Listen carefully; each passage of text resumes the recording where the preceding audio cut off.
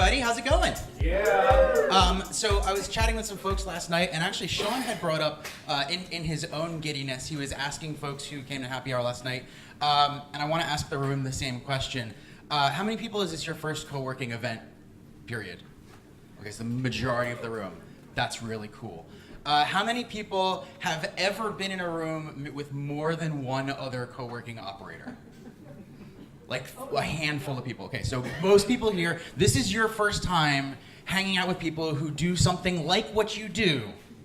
I want you to like soak that in for a second, how cool that is, right? This is an incredibly unique industry that we have these opportunities. I've been in other industries, I've been to other industry conferences, and I've never been a part of something or seen anything even close to the amount of sharing, the amount of time that people are willing to give of themselves, their knowledge, their experience, and we've got something really special here. So I want to share some of my time on stage today with you to make sure you embrace that. And so before I get into talking about some of the things that are on my mind related to this event, why it's important today, why it's important that it's in Pennsylvania, why it's important that it's in Lancaster, and then I want to share, be able to answer questions near the end as well. I want to give you a little bit of time to meet somebody near you that you haven't had a chance to meet yet. Turn to your left, to your right, front, behind, someone who you did not come in with, someone who you haven't met yet, and I'm going to give you a specific assignment. Hang on, man, you guys are too friendly. Slow down. Hang on. So your assignment, I'm going to give you 2 minutes. And I want you specifically to find out what somebody else is here to learn.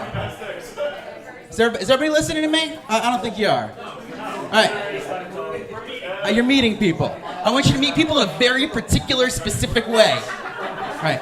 Your goal is to find out what another person is here to learn. What's something they're curious about? Why did they choose to show up here? I'm going to give you 2 minutes, start a little conversation. At the end of 2 minutes, I'm going to bring you back, and we're going to talk about what you just talked about with your partners. Got it? Find out what another person came here to learn today. 2 minutes on the clock.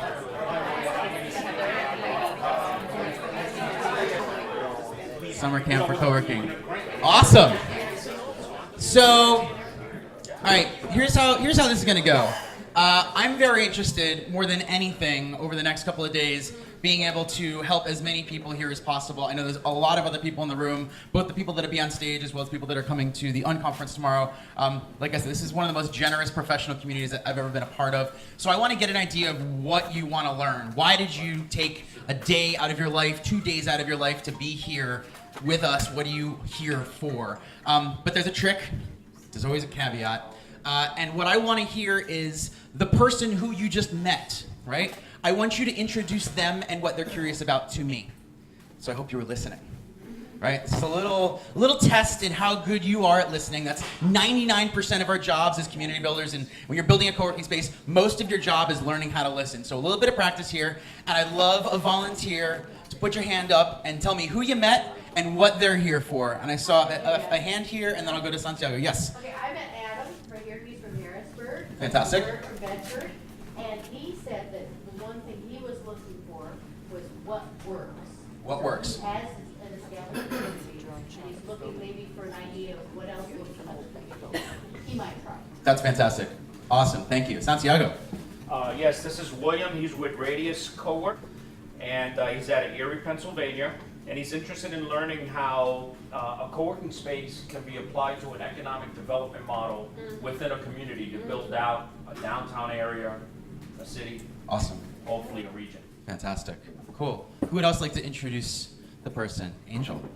This is Ellen, and I didn't catch the town name, but she manages a little tiny co-working space and needs some help injecting positivity into her membership. Yeah, I love Positivity.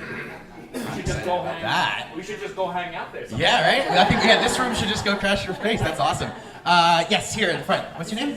I'm Emily. This Emily. is Tori, and she is community manager at Startup in Pittsburgh. And she's looking for information to understand intersections between co-working and maker spaces.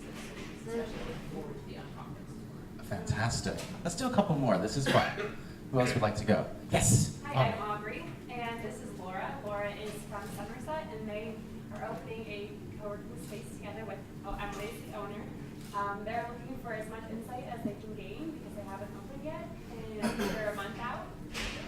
So she's just trying to information about the process, from operations probably to member management to events and Everything. fun stuff. You have to figure out everything. Yeah. Cool. Yes, Anne. Shannon and Tara, Yeah. they have like a virtual co-working Cool. space going on, and they're trying to see how the physical and virtual kind of intersect or potentially. I'm a big fan of virtual community Yeah, stuff. same here. Super into that. Awesome. Joel, is that right?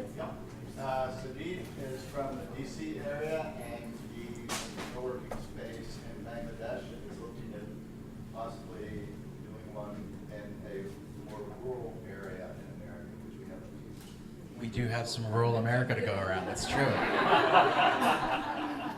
One more. Who's burning to share the person they met? Yes, here, and then we'll do two. Yeah. So this is Carl. Yes. He is from Australia, right? Okay. He was at the conference in New York this last week and heard that this one's going on and wanted to come check it out because he's kind of looking to learn best practices in the industry. And so he wanted to come and check out the more grassroots, intimate feel and learn from the Awesome. And I think wins. Sajid's close, although he technically comes from DC. But I think you win for furthest distance traveled, even though it's via New York. So thank you for being here. Super cool. And I know you drug Karsten along with you as well on an adventure, as I was told last night. Awesome. And one more in the back. This is Heidi. She is from Innovolt out of Warren that is hoping to open up sometime soon. And we're talking about different kinds of programming that we can have other than co-working, like maybe more wellness initiatives, like even walking trails, kayaking, that kind of stuff. Awesome. So, I learned a few things. I hope you did too. Did anybody hear something that they are also here to learn? Show of hands. Well, it's basically everybody. That's good. That means we're on the right track.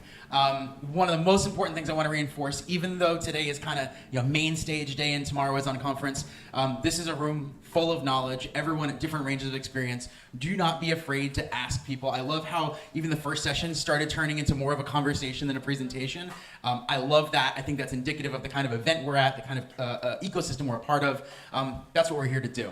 I want to spend a little bit of time kind of wandering through some of my own thoughts about why this event today in Lancaster, in Pennsylvania, is super important. And one of the things that I was mentioning to Anne is how excited I am that this event is not in Philadelphia, which might be a little counterintuitive because it meant I had to get on a train. Sam and Angel and I had to travel to be here. And it's not just because I do enjoy coming to Lancaster, but I think the big cities get all the press, right?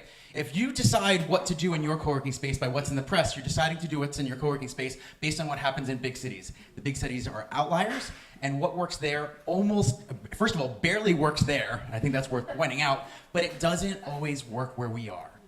I think that's really, really important, and that's why I think it's super valuable for this particular room to be coming together, for us to be learning how things work in Pennsylvania, how things work in the smaller cities and towns in the United States. That's why the tone, I think the knowledge in this conference, I think is going to be uniquely valuable to the people in this room, and there's lots of people that I wish were able to be here to share in this as well.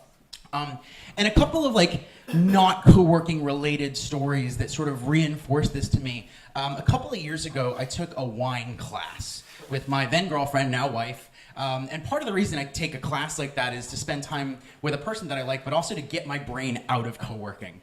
Because if you're anything like me, once you're in this world, you can't stop thinking about co-working, and you need to do things to distract yourself. And I happen to like wine. I like drinking wine, but I also like learning about wine. And so I'm sitting in this class, learning about wine, learning about the history of wine, the culture of wine, the business of wine, and all of a sudden my brain starts wandering back to the stuff that we do, because I'm realizing that in the world of wine, there's tons of lessons that apply to the work that we do. And one of the lessons that that really sticks with me, and I think about a lot, and I've been thinking about a lot in the last few weeks leading up to this conference, is the fact that of what is the best, right?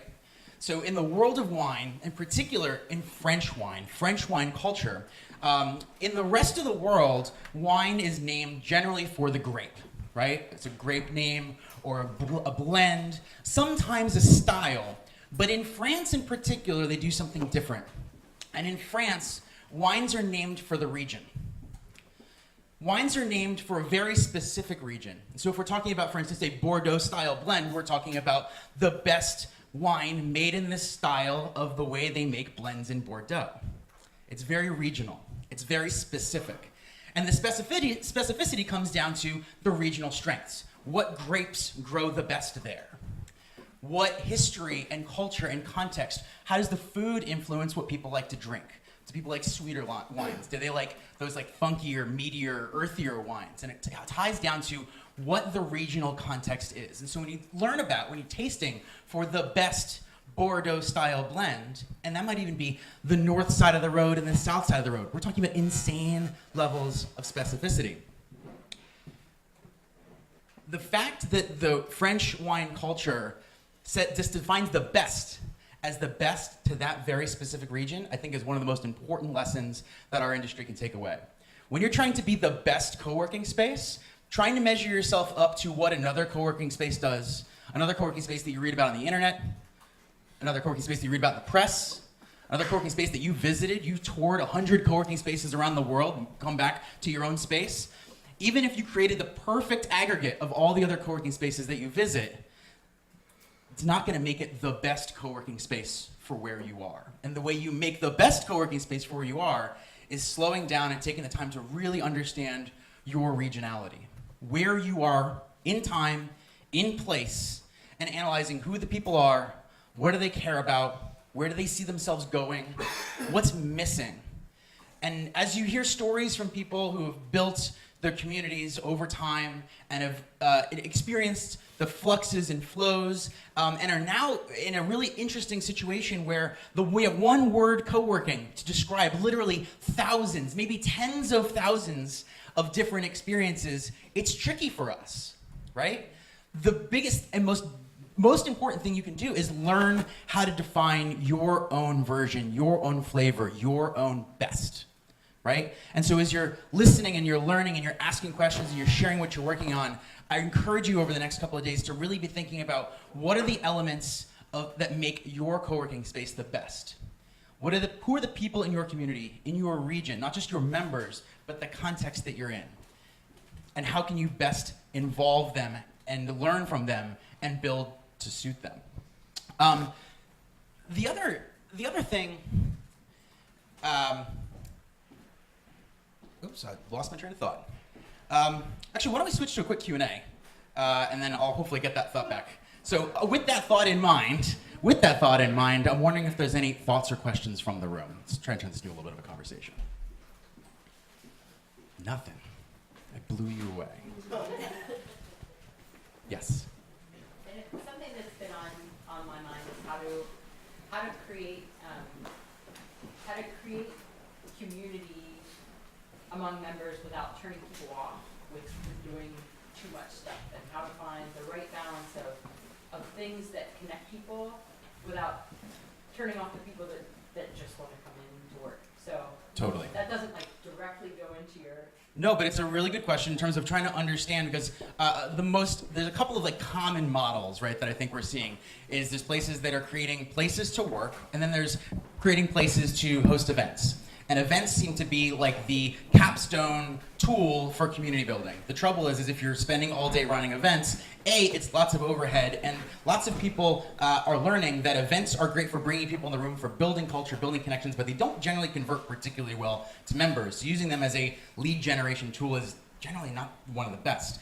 The flip side of that is also, if your event space is any sort of adjacent to your workspace, those two things don't fit very well together. So in terms of an actual strategy and how to approach this and where do you find that line, I think that it comes back to the act of listening.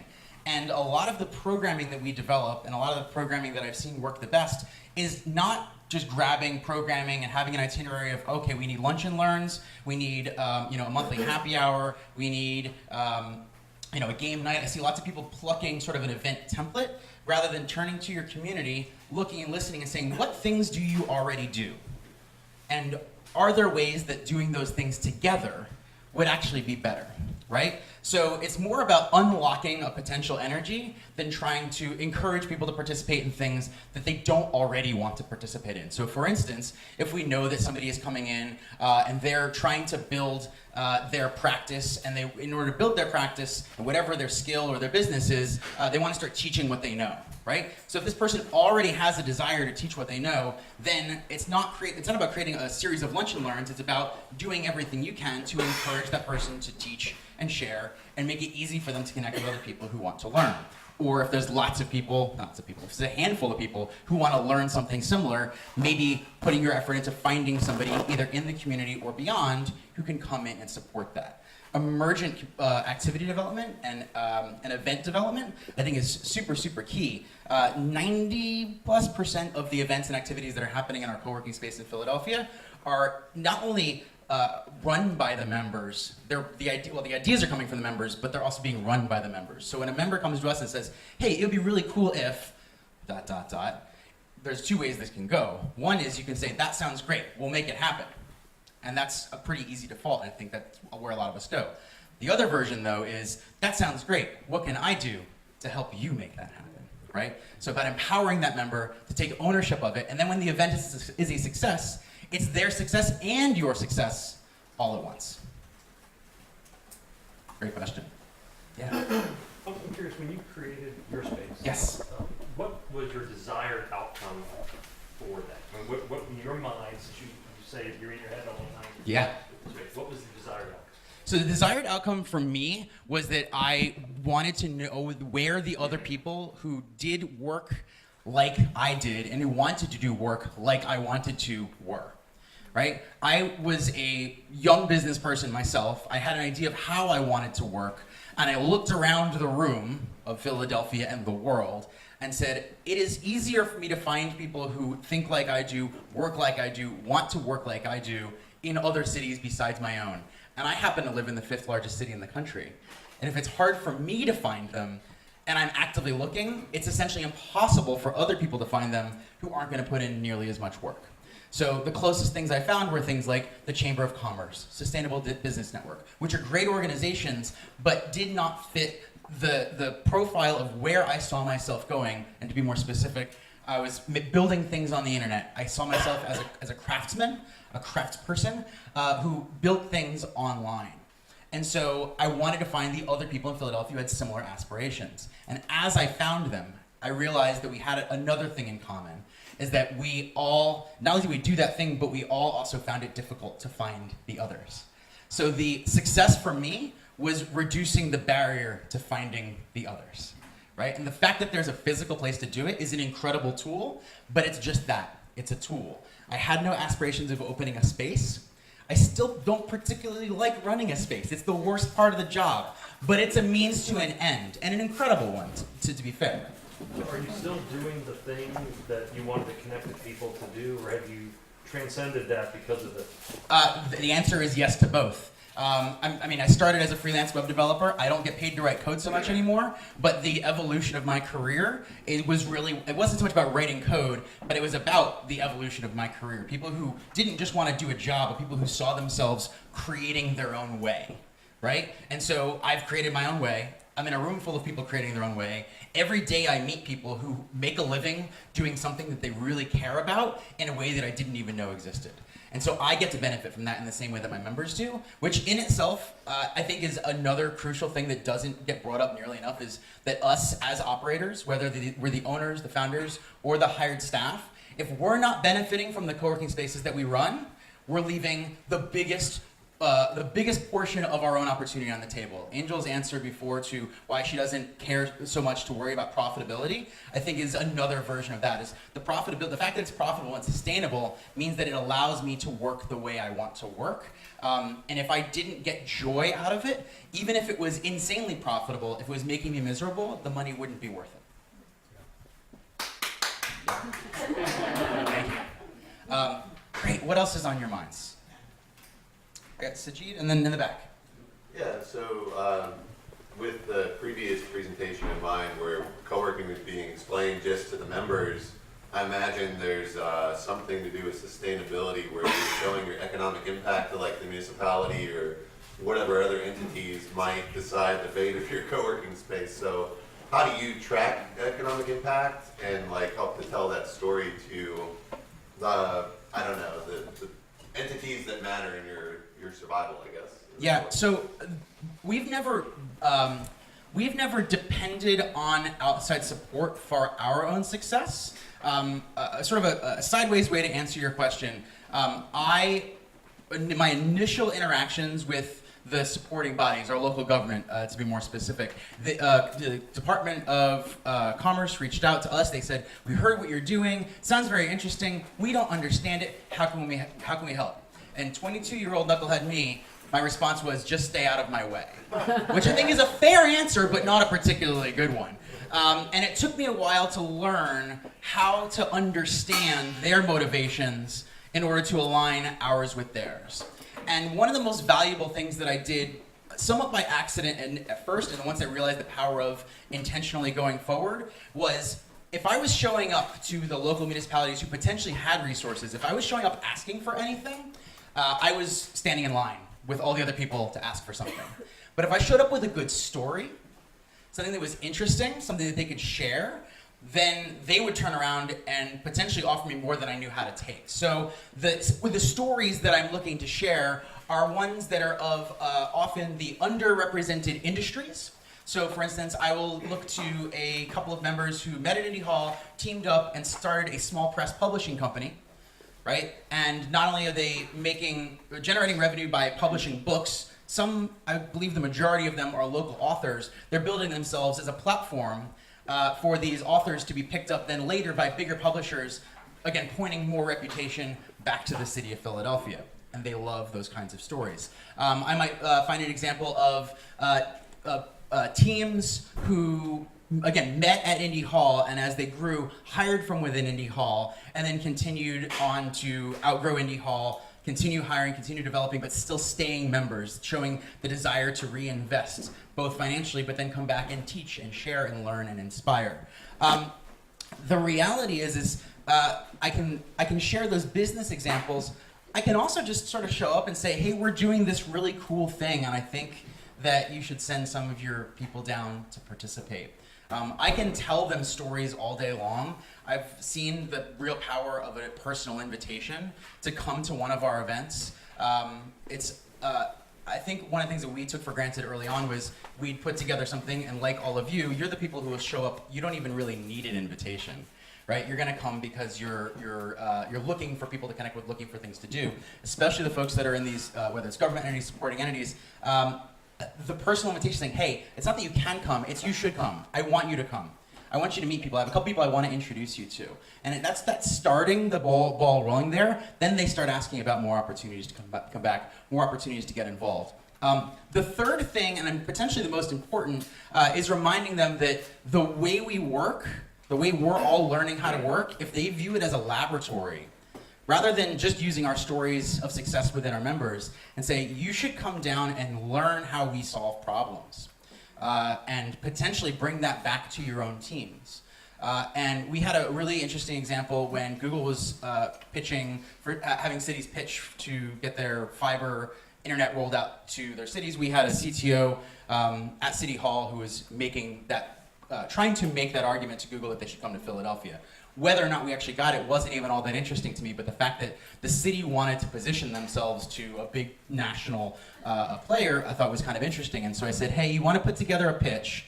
Why don't you come down on a Saturday? We'll organize some designers, some developers, some people that are interested in marketing and video, and we can actually make the pitch that you would potentially have to pay tens of thousands of dollars to make, and would take you weeks or months to craft if you even managed to get it out the door because of all your layers of bureaucracy.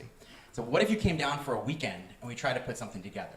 And they said, sure, we'll give it a shot. And just them getting to see how we come together with our disparate but complementary skills, our shared ideas and common values to create a thing in a day absolutely blew their mind. And had them coming back, not just saying, how do we support you, but maybe the most exciting thing I could have possibly heard, which is, how do we learn from you? And I think that that's really, really key. And we may not realize that we're building laboratories for how people can and should work together to create incredible results. Why wouldn't we want the organizations that support the bigger ecosystems to learn how to work the way that we do? Cool. And Sajid, you had something as well. Sure. So my question is around member engagement. So when you are recruiting or when new members are joining, should you filter them out based on certain qualities? And B, why I ask is because we ended up with currently from my space in Bangladesh, we ended up a lot of members who are introverts. They don't talk to each other, and that keeps me up at night because that's not the vision I had. Right? My vision was that everyone's talking to everyone, it's a lively place, and like suddenly I see everyone's heads down. So what do we do in the front end and down in the back end is like, do we ask them to leave or how can we include them? A bunch of very interesting things in here. So, question number one, how do you filter members, right? So when people are coming in, are there particular qualities that you're looking for? I think it's very difficult in a very short period of time, the introduction, a tour, even if you've got some sort of interview process, whether that's a form or a conversation, it's essentially impossible to figure out how someone's actually going to behave at the onset. And also, people behave certain ways based on their surroundings, right? So people will behave differently depending on the environment they're in, the people they're in, how comfortable they feel. So I don't think it's actually possible to successfully filter at the front. I think what you can do at the front is set clear expectations about what works well and why it's beneficial to them, right? So I think the mistake that we often make is we are filtering based on what we want to see rather than encouraging people towards a certain action that's going to help them get some kind of value. If people show up because they want to just work and be heads down and not be interrupted, then asking them to talk to other people isn't really that doesn't help them achieve what their goal is. So the other side of this, let's go into introversion, right? I heard some chuckles from the room about a room full of introverts who just want to come in, put their headphones in, and not talk to each other. I don't think there's any preclusion of introverts from co-working communities, right? I think it's actually quite the opposite. And a couple of particular examples that I like to share. One is there are lots of introverts who like the opportunity to be around other people without the pressure to interact with people all the time. I still like the energy. I like the ability to find a quiet conversation near the coffee pot or a one-on-one rather than large groups, right? There's tons of value in social interactions for introverts. Being introverted doesn't mean you don't like people. That's antisocial, that's something else entirely, right? But introverted means I get my energy in a different way. And one-on-one interactions can be a really valuable part of their day. So I think learning who those people are and creating a different kind of environment for people to interact is part of the answer. Now, if everyone is coming in, putting their headphones on, working for the day, not talking to anybody, and leaving, the biggest challenge to overcome is every new person who comes in is going to see that behavior and model it, right? So we are social creatures. Monkey see, monkey do. We act the way we see other people acting, and when other people are rewarded for their action, or at the very least not punished for their action, we will follow suit, right? So some of the easiest solutions are finding ways for people of different proclivities of social interaction to do something that they love and share it with other people. The example of my answer that I gave for what kinds of events and programming, a game night is a good example of something that people who tend to consider themselves introverts, people who would much prefer to skip the bar, skip happy hour, skip a big party, but they love sitting around a table with 4 or 5 other people playing a board game or a card game, is a great example of something that people can do together, encouraging people to share their favorite game, teach other people how to play their favorite game. There's also the element of just because you're introverted doesn't mean that you're not really good at what you do. So helping introverts share what they know and get the good feeling from teaching without, again, feeling the pressure of being on stage means you have tons of opportunity for creating other ways for people to share.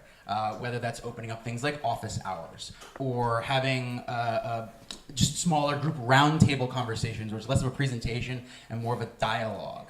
So there's so many ways to think about the experience. So don't just think about the space itself. Think about the experience that somebody is having, whether they are social and outgoing, whether they are introverted and prefer a quiet space. You can provide all of those different kinds of experiences potentially multiple experiences, even under one roof, and encourage those people to take ownership of it as well. Thank you. You're welcome. What else is on? Yeah, Well, yeah. to kind of piggyback off of that, Yep. so an example here at the Candy Factory would be, you know, we have a really nice mix of introverts and extroverts. And I think, Alex, what you're saying about empowering members to be able to kind of rise up and kind of lead initiatives, even our introverts are very good at that. So, for example, one of our members wanted more meditation events just to be able to kind of come and be quiet. So just like, own it, do your meditation. Someone's like, you know, who's kind of more of an introvert was like, you know, they homebrew and we have actually multiple homebrewers in the space. So he's like, I'm going to start a 101 homebrew. Like, really encourage them to say, okay, we empower you to do that. We'll give you the space. We'll help get the word out, that kind of thing. They're leading those kind of initiatives. And so it is giving people, I think, empowering them to feel like they can do things other than just work in a space and or have to come to happy hour. Yep. But giving them opportunities and being open to that and flexible. I think that's a key thing is that I know that we're very flexible. So it's members coming to being like, open door policy, come to us. What do you want to get out of this? How do we help you? Having those conversations all the time as well. And then also being kind of a connector. And I think that that's something that if you're new to a space and you don't know anyone, we have our member packet and we sit down, we do a little onboarding, that kind of thing. But we are actively looking to say, hey, you do need to talk to this person. Hey, let me introduce you. And being actively connecting, and then our members naturally actively connect each other. And it just kind of snowballs from there. Yeah. I also want to build on that notion of having that open door policy and letting people know that if you have an idea, you can come to me. And for a long time, that was my go-to as well. And over the last couple of years, I've really started to understand that just because you're open to it, and even when you've demonstrated that you're open to it, that doesn't mean that most people are going to come to you. People don't want to inconvenience you, even when you've made it clear that it is okay to inconvenience you. And looking for and being proactive in those conversations and asking people questions so that they will share rather than waiting for them to come to you is more important than I really ever realized. We've done a lot of work over the last couple of years in particular, a lot of leadership on my teammate Sam's part, who you'll hear from later today, around accessibility, diversity, and inclusion, and realizing that as our communities grow, even as small communities grow, there's a really, really interesting double-edged sword in these ecosystems that we build. Because on one hand, we want a place with people who are like us, right? That's the sort of story that we hear over and over, is I wanted a place for people like me. I just told you that story myself. The flip side of that is when it's just people like you miss out on something really important. And that's diversity of perspective and experience. And the more different backgrounds and viewpoints are in the room in the conversation, the richer things you can create. And it also becomes a unique room in a way that you don't have to worry about competition, you don't have to worry about copying, because you have the least copyable thing in the room, when the thing that is most valuable is the strange mix of human beings that you've brought together. The unreproducible mix of human beings you've brought together is your edge, right? So it's like the more diverse it is, the more unique your fingerprint is. And that's really, really powerful, but it takes work. So a bit of a mega realization for me near the end of last year was how, although I felt like Indy Hall was a shining example of what it meant to create a place where people could feel like they belong, it was very easy to feel that way when you already belonged.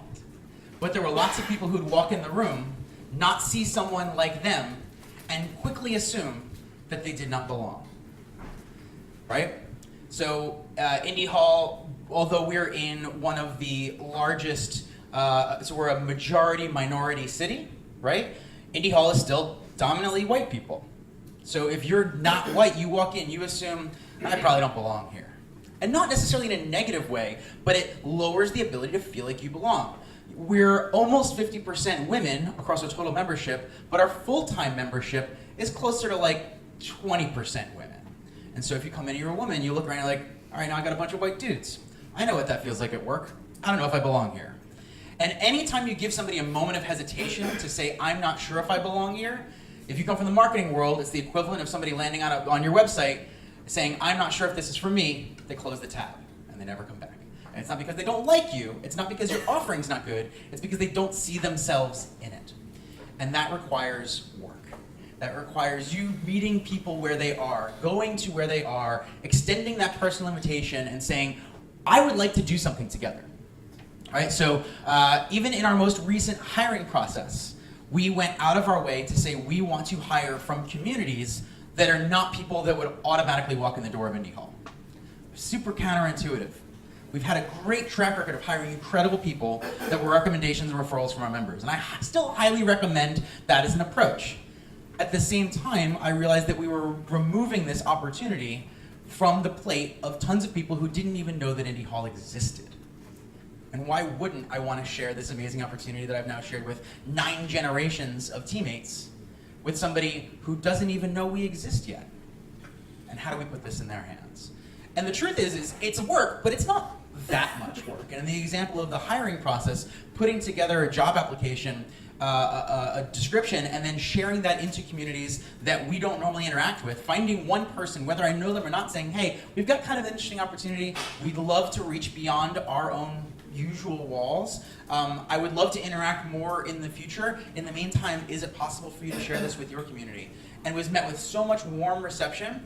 Everybody was willing to share it. Our applications ended up in all kinds of places that I didn't even know existed, to the degree that 75% of our nearly 80 applications, which was also shocking to me, were people who did not know about Indy Hall before they'd seen the job application. When we whittled the 80 applications down to our top 10, 75% of those were people who did not know about Indy Hall before the job application. When we got down to our top 4, 75% of them were people who did not know about Indy Hall before the application. And the person we ended up hiring did not know about Indy Hall before the application.